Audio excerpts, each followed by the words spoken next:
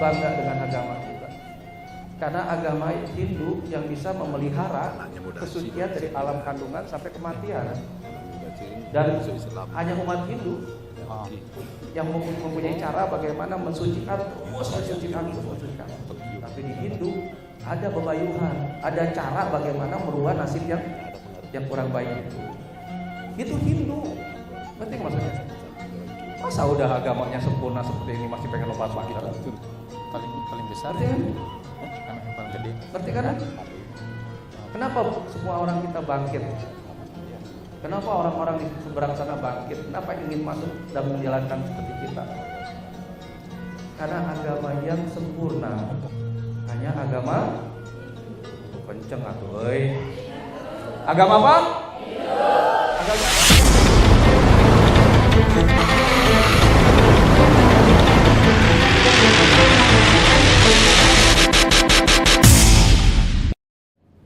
saya berpikir yang butuh ini kan orang Bali, Balian di Bali, dukun-dukun di Bali. Saya berpikir ke situ, bagaimana barang-barang ini saya bawa ke Bali. Jadi saya bawa nih ke Bali semua, dibawa ke Bali, dimasukin ke koper. Maaf nih, batu petuk segala macam taruh ke koper semuanya. Bahkan biaya tiket sama biaya koper lebih gede biaya koper. Gitu loh, lebih besar biaya koper 2,5 juta waktu itu.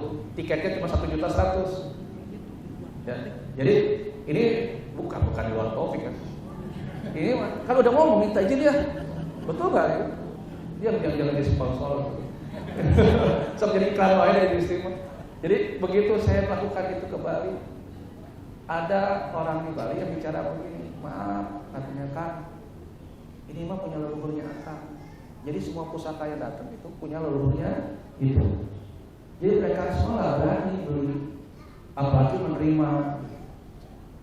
Waduh, kalau gini caranya kan saya sengsara lahir batin kok gini caranya.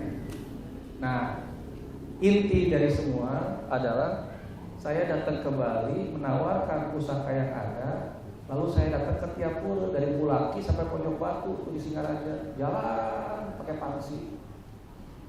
Gitu. Pakai baju hitam-hitam pangsi, pakai tongkat, jalan dari Pulaki sampai ke Pojok Batu. Datang ke pura, ada yang ngasih minum kopi, makan dan sebagainya, saya makan. Ditanya sama pemangku di sana, Bapak kesini nyari apa? Nyari setan saya. Oh, cara dijurit Pak. Gak ada setan, ada Tuhan. Pak, saya mah nggak butuh Tuhan. Yang saya butuh adalah setan yang bisa membayar utang-utang saya di Jakarta. Saya bicara sama mereka belak-belakan dan saya jalan terus. Jadi singkat cerita, perjalanan itu membuat saya menjadi seorang suliki. Singkatnya seperti itu.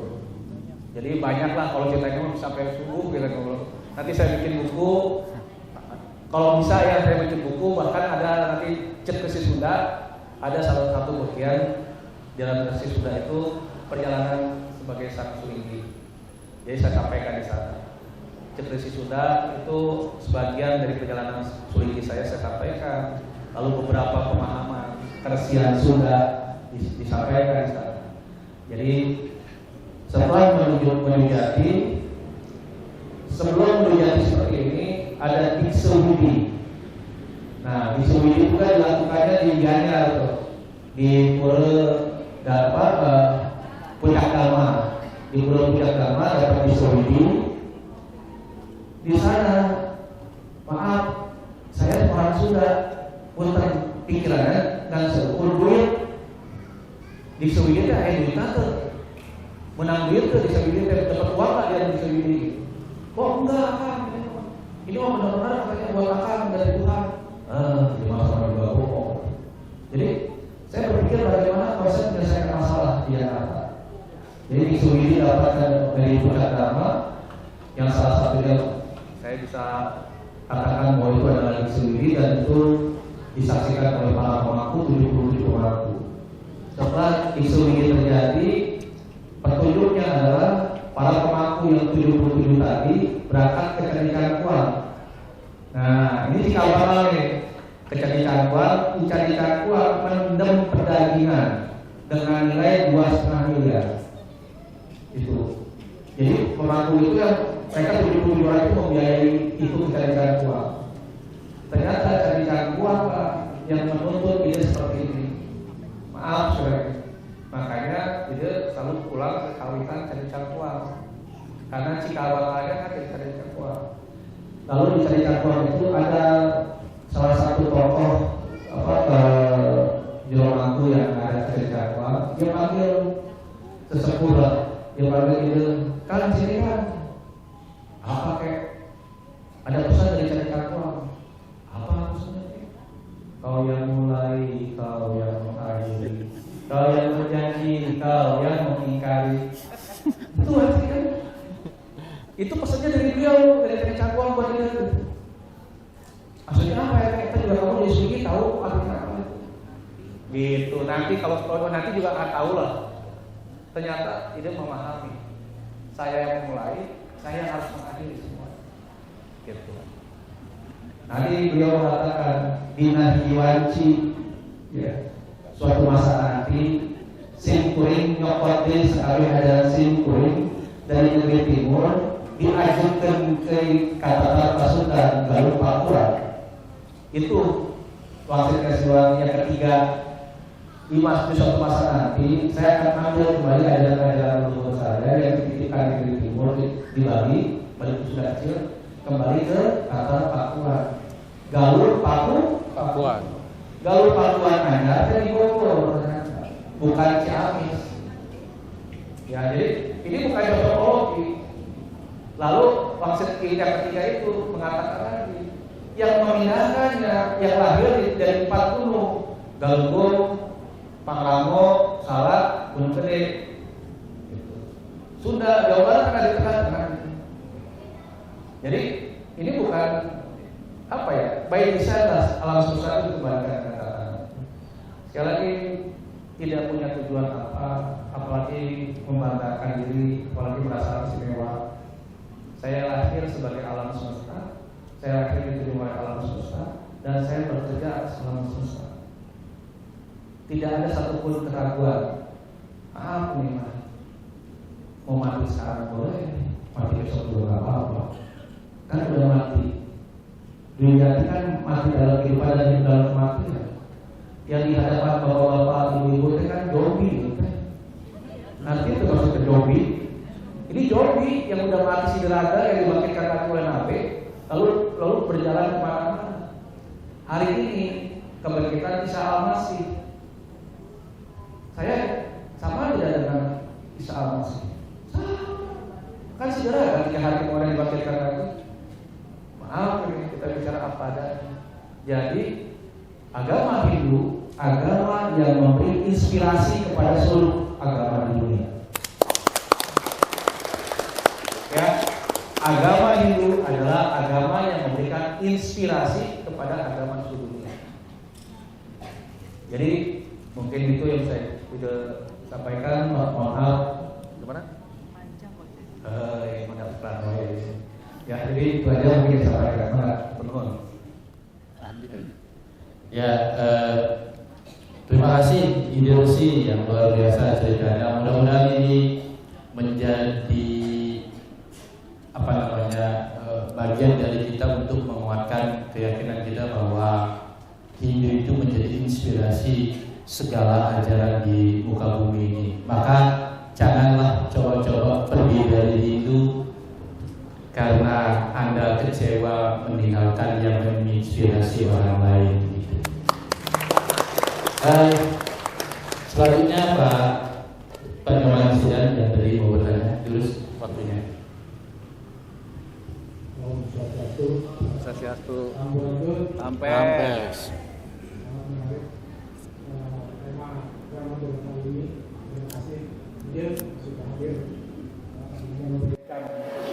Banyak hal yang sangat menginspirasi kami. Seperti materi hari ini, cek materi kali ini tentang lahirku, hidupku, matiku hidup. Tapi ada hal yang sedikit ingin kami tahu, bahwa kami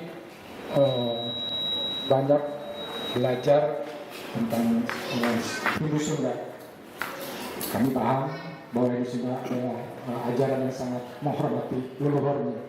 Kalau di Hindu Bali, witnya kawitan. Kalau di Sunda, sudah wiwitan. Witnya di mana? Nah, ajaran di Jawa ada yang namanya Tangkan Saranan Dumadi yang kita kenal dengan dari mana kita berasal, dan endingnya seperti yang tadi Ide ceritakan, di terakhirnya kita mau kemana adalah kemana kita berakhir, atau kita yang kita kenal Manunggaling Kawula Gusti. Nah, yang jadi pertanyaan saya, ketika Hindu di Sunda, tadi sudah diceritakan oleh Ide bahwa ada proses disucikan, lahir disucikan, hidupnya juga disucikan, mati pun disucikan. Setelah raga kita dikembalikan ke Panca Mahabhuta. Yang saya ingin tahu, kalau Hindu Sunda, kalau di Hindu Bali, ketika kita meninggal, itu prete. Ketika kita diupacarai, kita pitre. Begitu kita ngaben dan negara gunung, tingkatnya udah pitare dewa. Di Hindu yang umumnya di Bali. Nah, yang ingin saya ketahui di Hindu Sunda, ketika sudah menjadi pitare dewa, di mana dilindungi sebagai tempat kita yang hidup ini menghormati leluhurnya.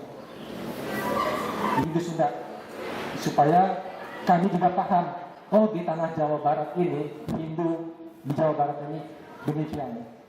Akan berbeda kalau kita melihat Hindu yang di Probolinggo, Jamali, mungkin Ide sudah paham, Jawa, Madura, Bali.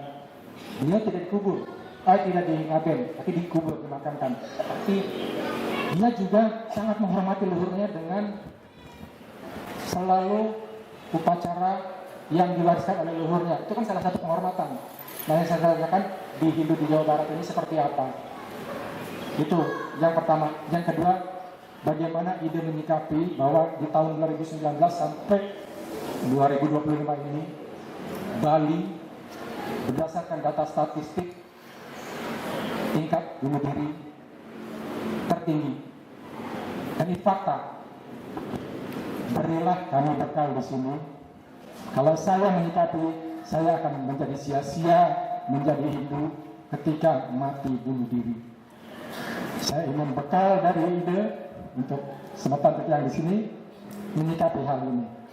Saya rasa itu aja dari kami. Om Swastiastu, Sampurasun. Tepuk tangan dulu atau buat tangannya. Gini, yang pertama, bagaimana konsep Sunda dalam proses terakhir pengabenan dan sebagainya. Bali adalah Sunda. Kita garis bawahi. Bali adalah Sunda. Ajaran murni yang di Bali itulah Sunda. Paham ya? Jadi konsep yang ada di Bali itu adalah tatanan murni ajaran Sunda. Kita ulangi sama-sama. Tatanan murni ajaran Sunda. Yo, kita ulangi. Tatanan murni ajaran Sunda. Itu Bali. Jadi kalau kita bicara Bali adalah Sunda, Sunda adalah Bali. Yang jadi pertanyaannya, orang yang di Sunda atau agama Sunda, gini loh. Sunda itu bukan suku. Sunda adalah ajaran di mana pencapaian titik tertinggi etika manusia menemukan jati dirinya. Itulah Sunda. Sunda itu kayak yang dilakukan itulah Sunda. Jati Sunda teh saya menghormati orang, kepala saya lebih rendah daripada tangan orang. Saya menghormati orang sebagaimana manusia, bukan agamanya. Saya tidak pernah melihat agama pada diri manusia. Saya melihat manusia yang diciptakan oleh Tuhan sebagai makhluk yang sempurna. Jadi itu ajaran tertinggi Sunda. Bagaimana saling menghargai, saling mencintai, toleransi, itu Sunda. Tidak saling menghujat, saling mewangia, sila asu, itu Sunda. Paham ya? Jadi Sunda itu Bali yang dulu itulah orang Sunda. yang kunci motor nempel di motornya tidak hilang motornya itu sudah banget. Paham nggak nih? Jadi duplikasi orang Jawa Pak Sunda aya di Bali kan sakabehna. Kejujurannya, ramah-tamahnya, seninya, budayanya, toleransi itu sudah Bali banget. Bahkan kalau kita bicara tentang ajak Bali itu ajak Sunda. Paham ya? Jadi tidak Sunda Bali yang sekarang mah udah gak aman. Kan saya bilang juga Bali yang dulu. Bukan yang sekarang, di mana kunci motor tempel masih gak hilang. Sekarang kan hilang sama yang punyanya ini motor sama itu. Jadi konsepnya gitu. Jadi lalu di Trans Jawa yang ada di kubur dan sebagainya, maka hati-hati sekali. Untuk Bali ada perbedaan. Dayang Narate itu mengkonsepkan Bali itu sebagaimana Bhairawa. Ajaran di Bali Bhairawa, penyembahan pada kesaktian. Makanya di Bali selalu pecaru dulu, pertamanya pecaru. Gitu. Nah di luar Bali Dewate, dewa yang ada pemujaan kepada dewa-dewa. Kalau pecaru setan merakayakan yang dikubur tuh bangkit tuh. Manusia yang dikubur kan dikubur terus di luar Bali mah nggak ada yang diambil. Patokannya mereka kan terikat dalam bentuk tanah dan sebagainya. Begitu dicaru maka mereka akan bangkit. Nuntut gitu. Maaf ini. Makanya ide menjelaskan kepada semua teman-teman kalau boleh ini makanya saya kan tidak pernah di Atang Sajaya pecaru dengan memberikan tanah darahnya tanah dengan takir ditatakir darahnya juga. Nanti kalau sudah mati darahnya mati marus baru diuruk, tidak dipukul yang diuruk di atas. Nah ini konsep pecarunya di luar Bali. Oh di Bali mah darah kan diaur di ke bumi. Karena apa? Di apa yang di Bali mah semua juga. Gitu. Jadi jangan membangkitkan sesuatu yang buruk, alam bawah, alam buruknya itu untuk naik ke atas.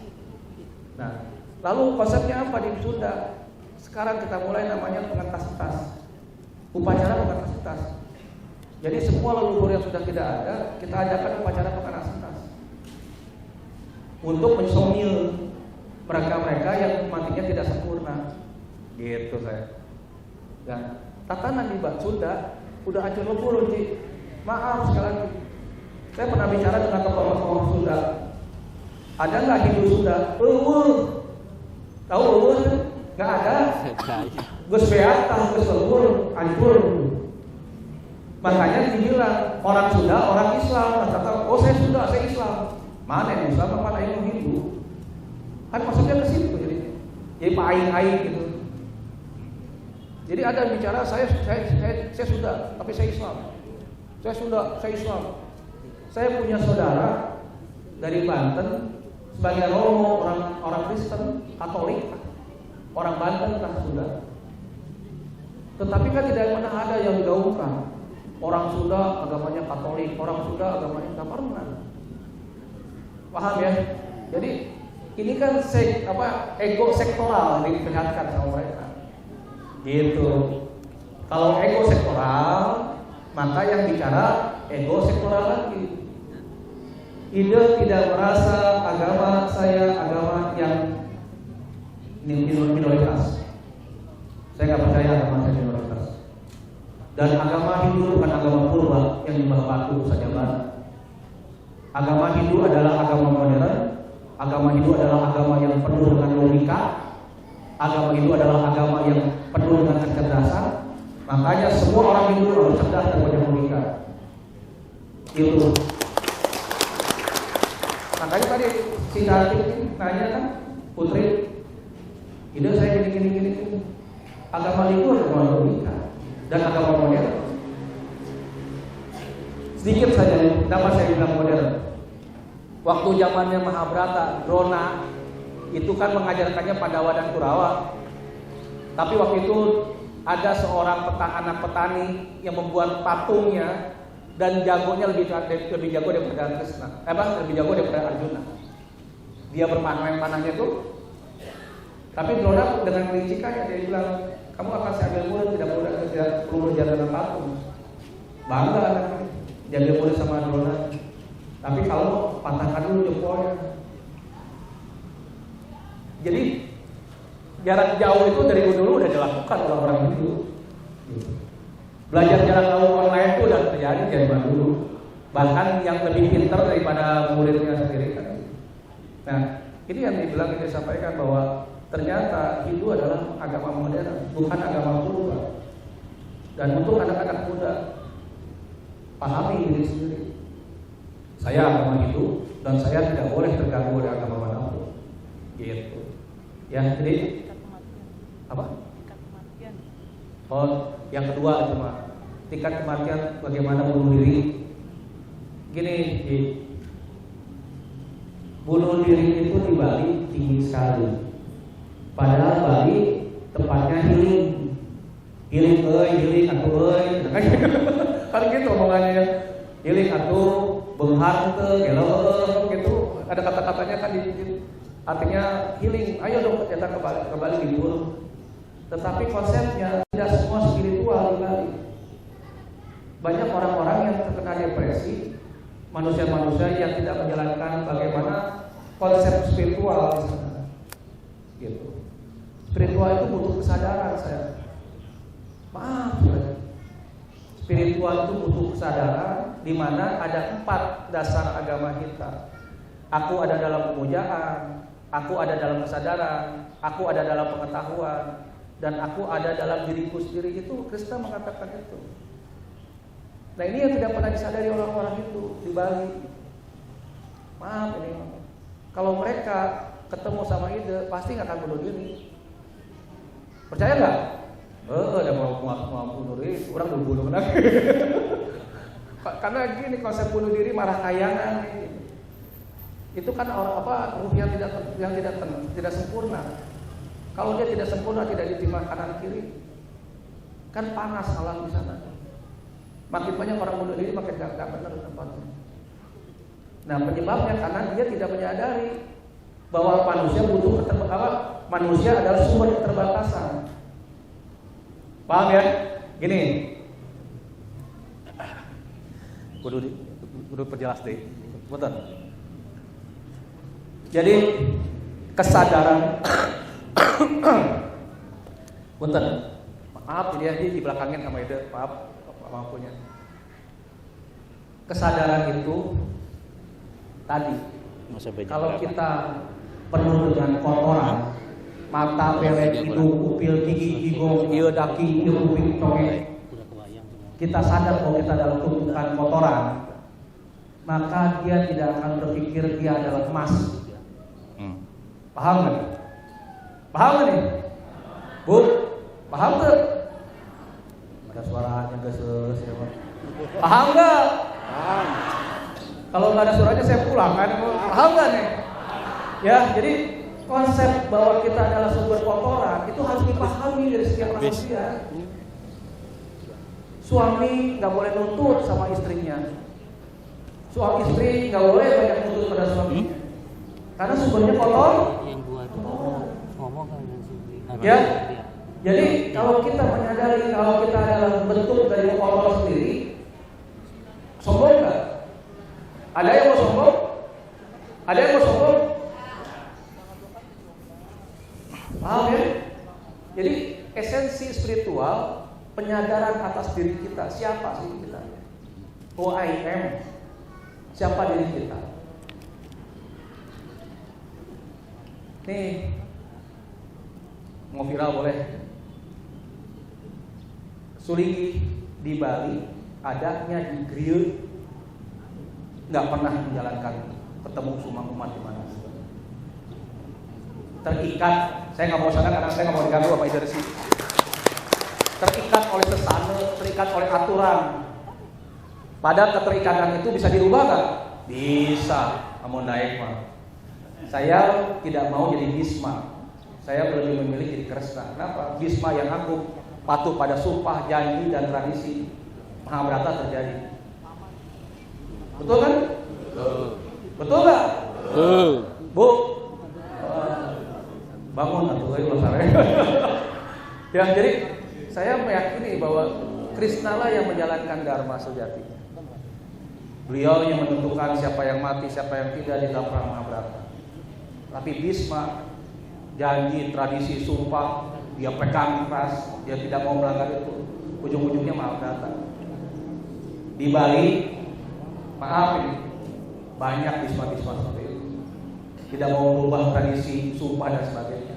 Padahal umatnya udah teriak, tolong bantu saya, tolong bantu saya. Paham ya? Makanya tadi dia bilang, saya dengan makanya bukan sombong. Kalau ada orang yang bunuh diri ketemu saya pasti nggak akan bunuh diri. Kenapa? Dia menyadari betapa berharganya diri dia. Untuk sebagai Aji ini 32 juta kelahiran Ji.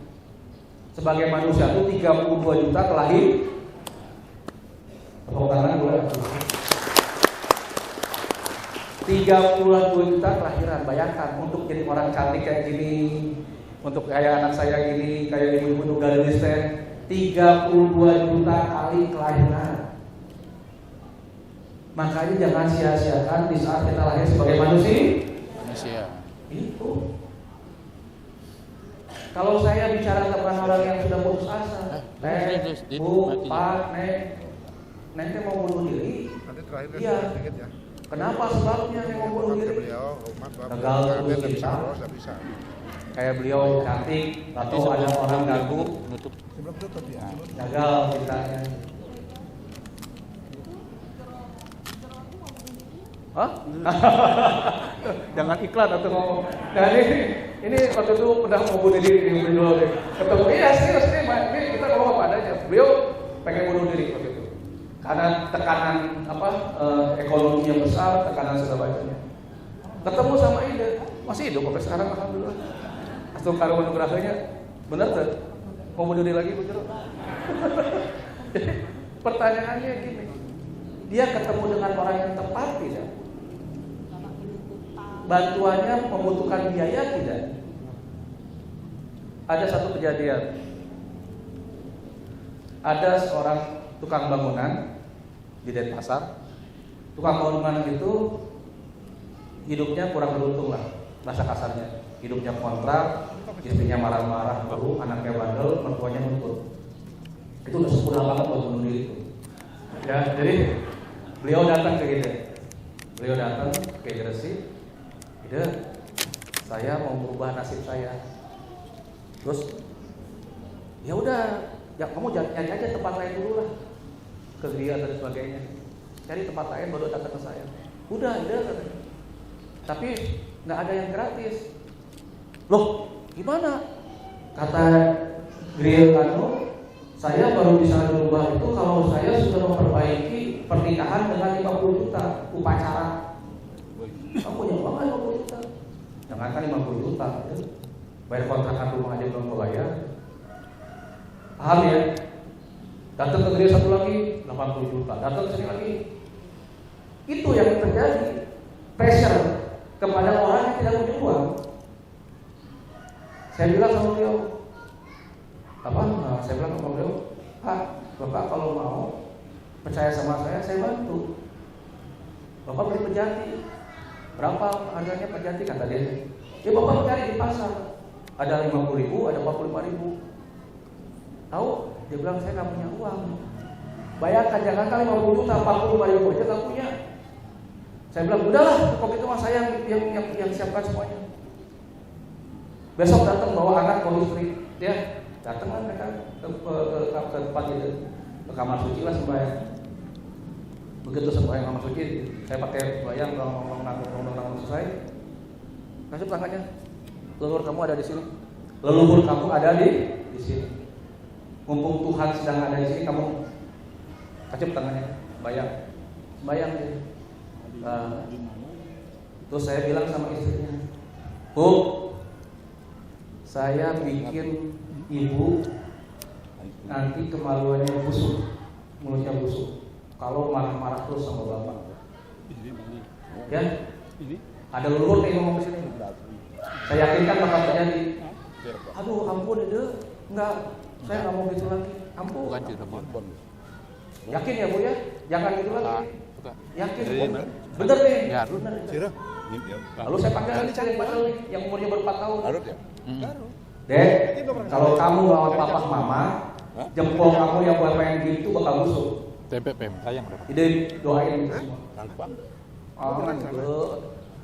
Jangan ampun. Benar nih. Kamu benar-benar yakin kata melakukan itu? Tokoh Hindu Bilang mamanya begitu. Iya, yakin gitu. Kamu sayang sama papa mama? Sayang. Cium papanya, cium mamanya. Saya kasih 50.000 kemudian. Terus laki-lakinya, suaminya, kamu Garut. kalau belum pulang bawa uang, belum pulang, lalu lu pulang ke rumah, tahu nggak yang busuk kaki lu, ini kemaluan lu, tangan lu semuanya busuk. Ya, bisa nggak lu berubah nasib lu? Lalu dengan semangat dia bilang, saya bisa ya. Yakin. Tahu sekarang dia punya motor baru, dia punya nyicil rumah. Paham nih? Ini orang yang saya sampaikan itu sekarang di Denpasar, dia bayar nyicil rumah. Ini kan dulu kontrak rumah, sekarang nyicil rumah dan punya motor baru. Nggak pakai 50 juta. Paham maksudnya apa? Motivasi yang ditanamkan dengan ketakutan. Kalau dia melanggar, dia akan dapat hukuman, punishment and reward. Itu yang terjadi yang saya lakukan. Bukan artinya Banten itu tidak berguna, bukan. Tetapi di saat SOS, emergency, perlu seorang resi atau seorang sulinggi memberikan doktrin pada umatnya bahwa itu tidak segalanya. Pernah dengar nggak Tuhan minta apa sama kita? Pernah dengar? Oi, orang minta guling, oi. Ayo gitu. Ada nggak gitu? Ini besok mau feodalan, tapi jangan protes sama panitia ya. Feodalan mah terserah. Karena itu kan persembahan tulus kita pada Tuhan. Sekali lagi, ayah, orang minta guling, ayah gitu. Karena jangan kamu berpandangan seolah-olah Tuhan atau Sang Yang Widi Wasa sebagaimana pejabat area Banten, pamahal-mahal Banten, ujung-ujungnya mau depoin kalau datang dari dewa. Maaf ini, kita bicara apa dan maka saya bilang viralin nggak apa-apa, enggak. Gitu. Kenapa? Di Bali sertifikat digadekan untuk feodalan dan sebagainya. Tuhan nggak turun, depoin datang ke rumah. Bu, bayar 2 bulan. So, udah depoin datang ke gereja, ide cenah minta maaf, bisa nggak usahain agar nanti selesai masalahnya. Orang deh, ngerti ya? Jadi coba ubah mindset kita, paham ya? Kalau kita ingin tidak depresi, bahagia, pandang diri kita serendah mungkin, jadikan diri kita serendah mungkin, tapi bukan rendah diri. Ya, oke, yakin? Mana saudara? Bangun dulu. Makasih. Ya, kasih applause yang luar biasa. Ya, ayo selesai. Ya, penuhan ambu siap. Punten Kang, siap. Gitu Pak. Ya, terima kasih ide. Jadi tadi ada satu hal yang menarik dari ide itu luar biasa, bahwa meyadnya itu ingat dengan sakti yang kita punya. Jadi jangan sampai debt collector datang karena ayul were gitu ya. Ide ya. Ya. Ide ini ada satu pertanyaan yang bisik-bisik dari jauh sedang lirik saya nih. Dari Pak Putu Bayu yang bagus kencing nih. Tulis. Mana yang mana? Oh. Swastiastu.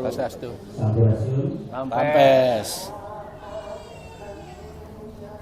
Tidak siagung yang terus mencari kesucian seperti yang dia sampaikan tadi. Harapan itu sebenarnya Bapak Ketua PRI, Ketua Banjar dan Pengurus.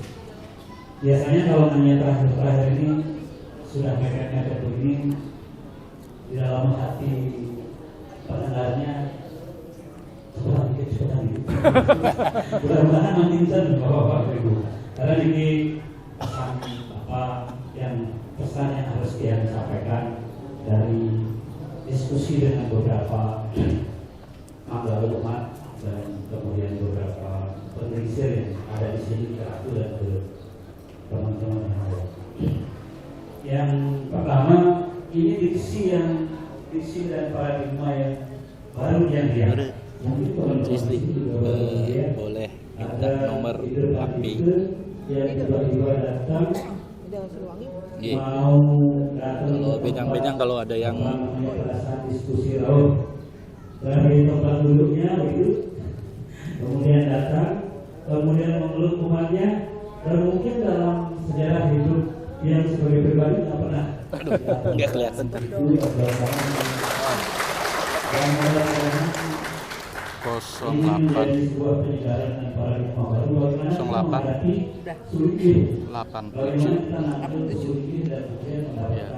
berapa tuh?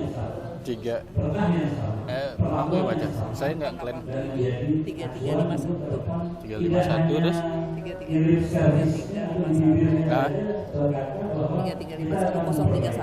terus 031 Udah. 11 digit ya? Iya. 234567. Buat dia secara pribadi adalah satu rambutnya, lautnya yang ada pertama adalah sebuah penyegaran baru yang membuat antara institusi Belanda, PHRI dan umatnya menjadi sebuah kondisi yang benar-benar yang susah dicari. Kelegawaan hati pilihan banyak, kelegawaan hati PHRI menyatu, kemudian datang hari ini untuk menginisiasi sebuah kondisi dan kemudian menyatukan kita secara pola pikir. Dan beberapa hari belakangan ini kita selalu ngobrol dengan Layar Banjar dan juga Hari Satu. Mudah-mudahan ini bisa mewakili. Mudah-mudahan ini yang pertama dan kemudian terakhir satu datang ke sini. Mudah-mudahan terus-terusan memberikan siraman rohani dan kemudian memberikan demokrasi.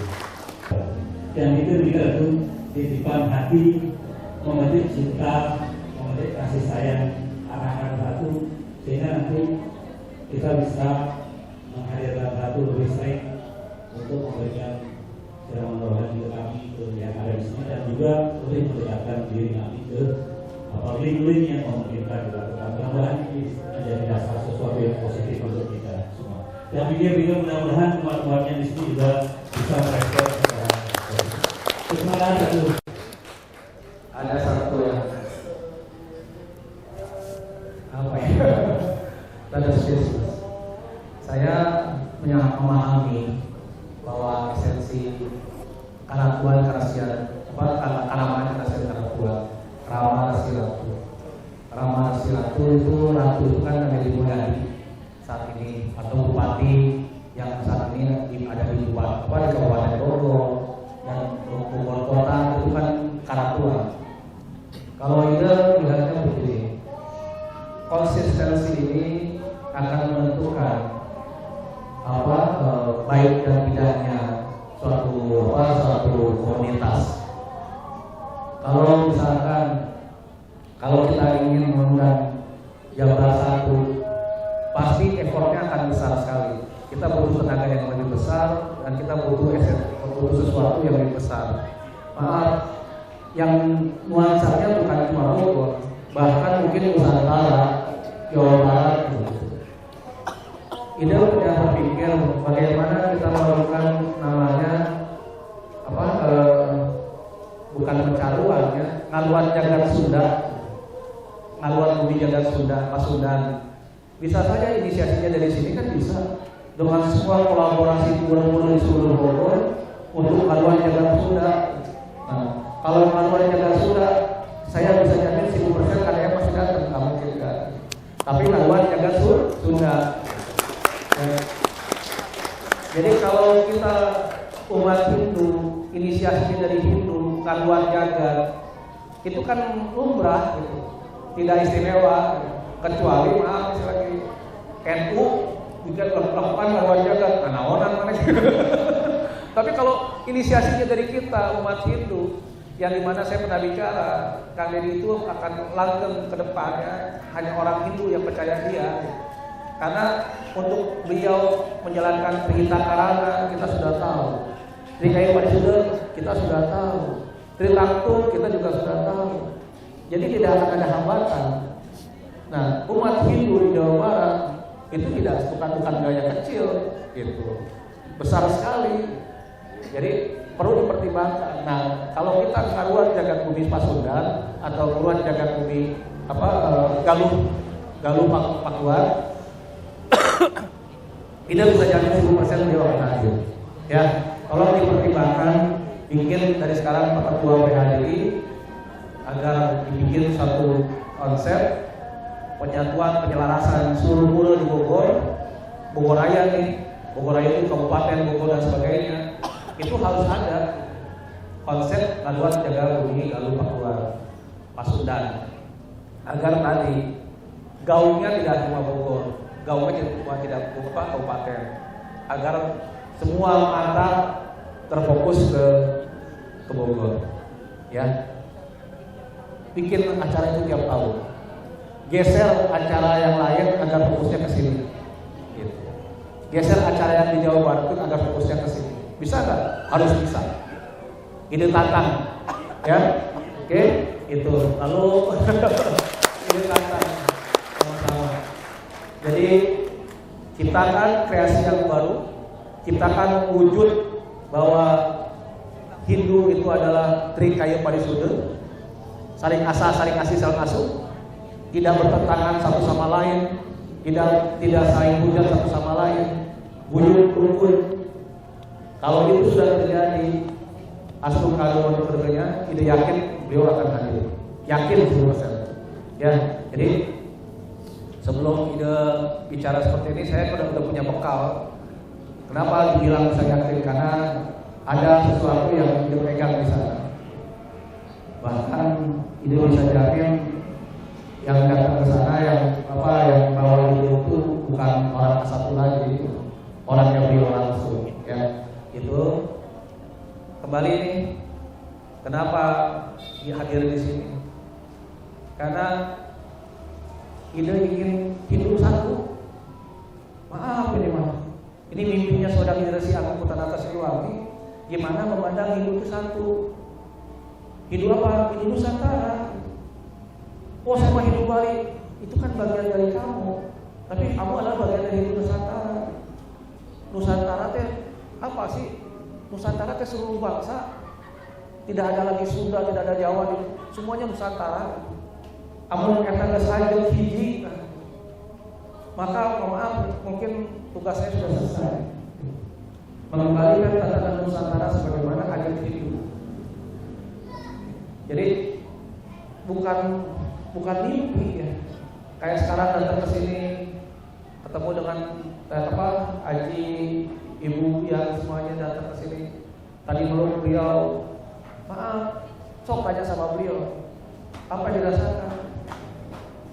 Karena yang saya mungkin vibrasi cinta saya sampai ke beliau. Ya, jadi nanti mohon maaf, jangan main peluk aja nanti Suliki ya. Kalau nggak ada pujangnya jangan dipeluk. Punten ya Pak Ibu-ibu ya. Kalau ada pujangnya boleh peluk Suliki, berarti Suliki Sunda. Kalau ini boleh dipeluk, tapi kalau bukan Suliki Sunda, jangan coba-coba. Isi dicabok Suliki. Kamu apa-apaan yang peluk gitu. Ya, jadi karena tadi saya meyakini saya punya nama Siliwangi di belakang meja. Siliwangi itu tidak boleh menunjukkan diri kita siapa. Karena ada filsafat Siliwangi yang mengatakan ulah nemokeun awak, ulah nemokeun karan, ulah nemokeun kabisa, ulah nemokeun kapamerung, ulah nemokeun kadijayaan, ulah. Bahasa Indonesianya tahu kan maksud. Jadi jangan memperhatikan kamu siapa, jangan memperkenalkan diri kamu siapa, jangan memperhatikan kebisaan kamu apa, jangan memperhatikan pengalaman kamu apa, dan jangan memperhatikan kesaktian kamu apa. Biarkan waktu yang menentukan kamu adalah siapa. Itu intinya. Biarkan waktu yang memperlihatkan kamu siapa. Kalau kemarin nggak diundang ke sini, nggak diundang senang, ya biarin aja dan emang belum waktunya diundang. Saya bicara sama beliau, boleh nggak saya ke Purnya? Manggalannya larang, ini larang, ya udah. Ini kan buat saya mah pribadi, maaf kan, can wayahnya belum waktunya. Kalau udah waktunya makan terjadi semua juga. Maaf ini sekali lagi, saya harus bicara apa adanya. Proses menentukan hasil. Yang mau diuji harus siap Uji. Yang mau diuji harus siap Uji. Udah pada ngantuk. Yang mau yang diuji harus teguh. Itu. Jadi jangan jojol saja tapi hasilnya nol. Banyak hal Ida tidak tersinggung dengan siapapun, Ida tidak merasa jadi apapun karena tadi saya bukan siapa-siapa dan saya bukan apa-apa. Dihina nggak akan jadi sampah, dipuji juga nggak akan jadi buruk. Itu yang saya lakukan pada diri saya sendiri. Itu mengatakan akan aja itu. Nun, ide pandita sampun banyak sekali ini arahan, kemudian dharma yang disampaikan, motivasi luar biasa. Karena waktu sudah cukup sore, mungkin ada closing statement dari Terus Desi kasih closing Itu statement. ada satu orang minta apa? Acungan tangan. Oh iya, niki sesepuh tiang niki, tiang harus kasih waktu niki. Oke, mangga. Tendados diundur niki. Oke. Hah? Oh ya. Bapak Ibu Mas Dharma, terimalah ucapan pangastung kepada kami. Om Swastiastu. Semangat juang yang tinggi membangkitkan suatu motivasi yang luar biasa untuk kita semua bangkit bersama sebagai umat Hindu di wilayah Kabupaten Bogor ini dan Nusantara khususnya. Terima kasih atas kehadiran Sidi Ide Resi, juga pemangku jabatan yang ada di Banjar Cibinong ini memberikan suatu yang luar biasa untuk umatnya. Karena Dharma pula yang kita laksanakan hari ini menghasilkan sebuah diskusi yang luar biasa untuk dipedomani oleh kita semua dan adik-adik kita semua. Sangat luar biasa, kami mengaturkan terima kasih kepada Ide Resi. Kenapa hal ini saya sampaikan? Saya juga selaku umat sangat mendambakan hal yang seperti ini. Tapi karena kami merantau ke sini, lebih luar biasa melaksanakan swadharma atau kewajiban untuk memenuhi kehidupan hidupnya. Belum lascarya seperti apa yang Ide sampaikan pada hari ini. Mengasihkan sinambul. Bapak Ibu umat Dharma yang berbahagia, Sigi Ide Resi, lanang istri yang kami sucikan, sesuai dengan materi lahirku, hidupku, jiwaku dan matiku. Lahirku, saya lahir ke dunia ini adalah karena membawa karwasana dan membawa keturunan, maka lahirlah menjadi hidup. Apabila kami menjadi tetangga, maka lahir tidak menjadi hidup. Itu saja. Maka kiranya dapat memberikan motivasi luar biasa kepada adik-adik kita. Yang kedua, hidupku. Perjalanan hidup kami, karena kami melahirkan anak-anak, maka anak-anak ikut manut. Lah, dia ke pura, datang ke pura.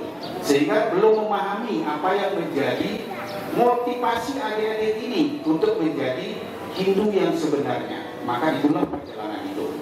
Kemudian yang ketiga, wiwaheku. Inilah yang sangat-sangat dominan untuk membawa garis anak-anak ini melangkah kemana. Satu, karena faktor lingkungan. Dua, karena faktor ekonomi. Ketiga, karena faktor kedewasannya. Keempat, karena faktor pikiran beliaunya yang akan membawa, saya hanya membawa garis keturunan, tapi saya akan menemukan jati diri saya dan lain sebagainya. Seperti Ampul, Ide Pandita yang menjadi motivasi pada hari ini menemukan jati dirinya untuk menjadi sang wijati. Kemudian matiku, dari wiwaha inilah akan membawa ajal saya mati. Wiwaha, dia sampai melintas ke tempat yang lain, maka matinya akan melintas ke tempat yang lain. Mati seorang Hindu, tujuan Hindu adalah Moksarpam Jagadita Yajati Dharma, menyatu kepada sang Brahman, kepada sang jiwaman yang memberikan hidup kita. Tetapi kalau yang itu diterima di sisinya, hanya di sisinya, terus tidak bisa kan menyelamatkan orang tuanya, karena ada hubungan terrenam yang harus dibayarnya. Untuk itu terima kasih atas ucapannya. Yang menjadi pertanyaan kami, usul kami adalah mohon kiranya motivasi yang luar biasa pada adik-adik kita sehingga bisa disebarkan melalui media sosial dan sebagainya, mohon secara keterbukaan sehingga bangkitnya anak-anak kita, bertahannya anak-anak kita adalah mendapatkan Dharmatullah hari ini yang sangat luar biasa. Yang terakhir, Nona Sampurna ini ide lanang dan istri, saya menyimak dimanapun kami melihat selalu identik hitam dan putih. Kenapa ide memakai putih, kenapa ide istri memakai hitam? Mohon kiranya dapat jelaskan sehingga menjadikan suatu luar biasa bagi kita kelengkapan kita. Mungkin ini yang terakhir. Terima kasih. Terakhir, atur nuhun pisan atas penjelasannya. Mugi bermanfaat bagi kita semua. Om Santi Santi Santi Om. Ya, semua sesebut yang ini memang luar biasa emang sesebut yang ini. Jeli melihatnya ya, yang tidak dipertanyakan oleh yang lainnya. Terus Resi di kita satu diingatkan kepada beliau bahwa ada tugas besar untuk jadi seorang sulki, di mana bukan hanya sekedar merosakkan dengan kita di agama, tetapi bagaimana menyongsong itu semua. Manusia lahir tidak ada planning. Kalau boleh kita memilih akhirnya dari hari Tanusudjo. Ya. Bapak saya hari Tanusudjo mungkin nggak akan seperti ini artinya, atau dari Soeharto atau dari Soekarno lah. Nggak mungkin saya sebagai seorang Resi. Kalau bisa memilih kan ke sana. Tapi sekali lagi manusia lahir tidak memilih dan dipilih, apalagi tempat dan waktunya. Sama halnya dengan kematian. Kematian tidak kita bisa pilih caranya apa, di mana kita mati, dengan cara apa kita mati, dan siapa yang menyebabkan kematian juga nggak akan tahu. Waktu, tempat dan sebagainya tidak ada yang tahu. Makanya tadi beliau orang yang bunuh diri itu menentukan takdir dirinya sendiri, itu suatu dosa besar. Di mana Sang Hyang Widi-Wasa tidak menentukan kematian dia, tapi dia mengambil jalan kematiannya sendiri. Itu hal yang sangat buruk. Kembali atas teman, terima kasih banyak. Ini sekali lagi teman-teman anak muda, pilih sama teman-teman yang lainnya. Yang masih bertahan di sini cuma 6 orang tuh, yang lainnya udah pada bubar. Tepuk tangan dulu buat anak-anak muda.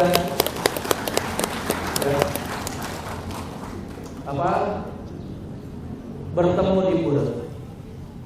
Artinya persahabatan, pertemanan itu munculnya dari tak kenal maka tak sayang. Kalau Ida selalu bicara sama Nasya, cari jodoh kamu di pura, bukan di tempat yang lain. Karena kalau di pura udah pasti agamanya satu. Nggak mungkin agamanya selain Pesili, yang kayak jilbab, yang lain kan Hindu semua. Tapi sekali lagi pertemanan, perkawanan, persahabatan dimulai dari pura. Ayo kita mulai sejak saat ini, kita buka pura ramah anak, ramah keluarga. Buka pura untuk sebagai, bukan gini, maaf sekali. Seringkali pura itu menakutkan buat teman-teman anak muda. Gini, menakutkannya begini.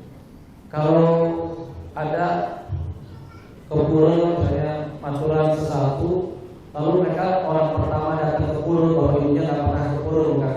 Lalu dia menjadi kepala keluarga yang ingin datang ke pura.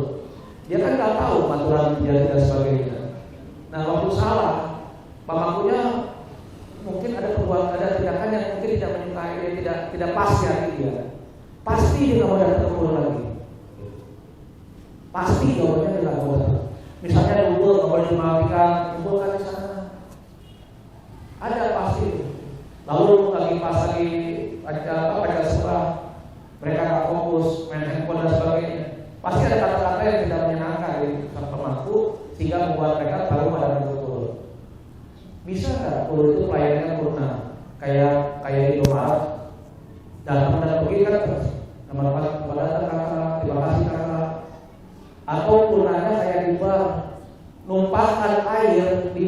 yang minta maaf bukannya numpahkan air, waitersnya yang membersihkan tumpahan itu yang minta maaf. Boleh saya ganti atau jadi bisa nggak kita lakukan purna perbuatan-perbuatan yang bisa membuat umat senang dan terhibur?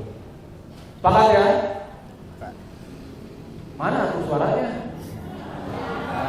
Bu, ya. Lu tahu dulu ya. Sepakat nggak? Kakak. Kenapa diancam sama Pak Mampu? Suruh.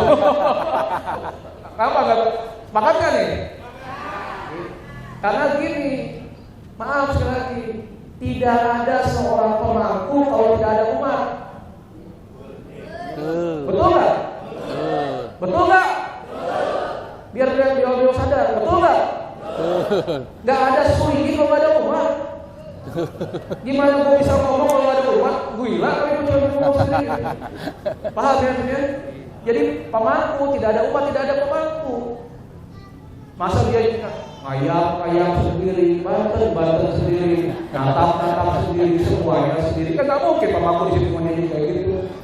Maaf nih, ya maaf nih, pemangku sendiri ke pura, nggak ada umat nih.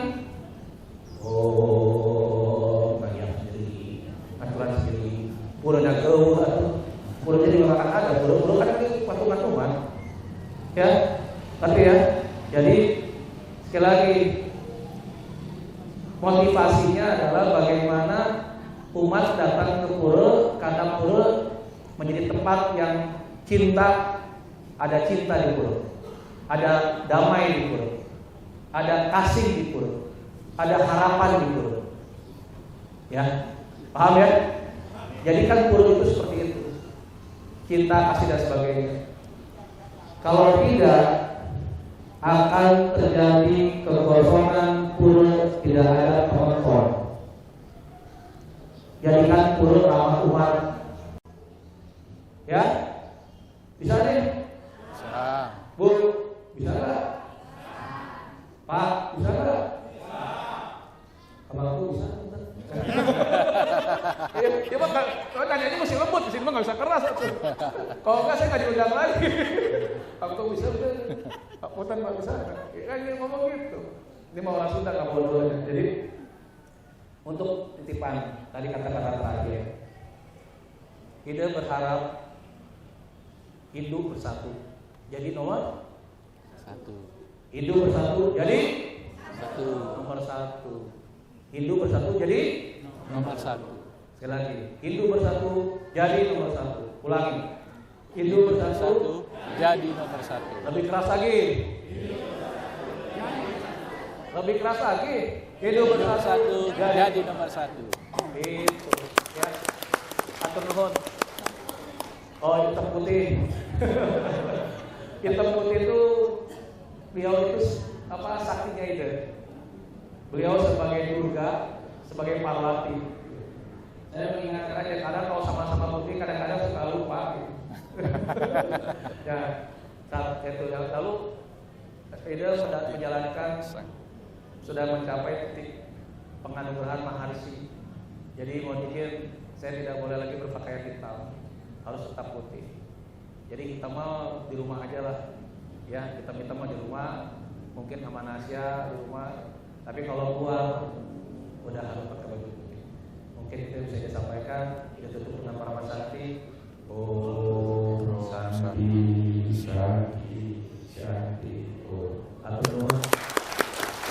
Ya, suksema semuanya sudah kita lewati bersama. Bapak Ibu umat Banjar Cibinong, pesan dan pesan sudah disampaikan, motivasi sudah disampaikan, tujuan besar kita sudah disampaikan. Mari kita bersama-sama saling pegang tangan, saling pegang rasa untuk mewujudkan cita-cita kita bersama. Bapak Ibu umat Sedharma yang berbahagia, saya akhiri acara ini. Jika ada hal-hal yang tidak baik dari perkataan saya dalam memandu acara ini, mohon dibukakan pintu maaf yang sebesar-besarnya, karena saya hanya manusia biasa yang tak lepas dari kekeliruan dan kesalahan. Yang benar datangnya dari Ide Sang Hyang Widiwasa, terima itu sebagai wara nugraha, yang salah tolong disisihkan. Saya akhiri dengan Parama Santi. Om Santi Santi Santi Om.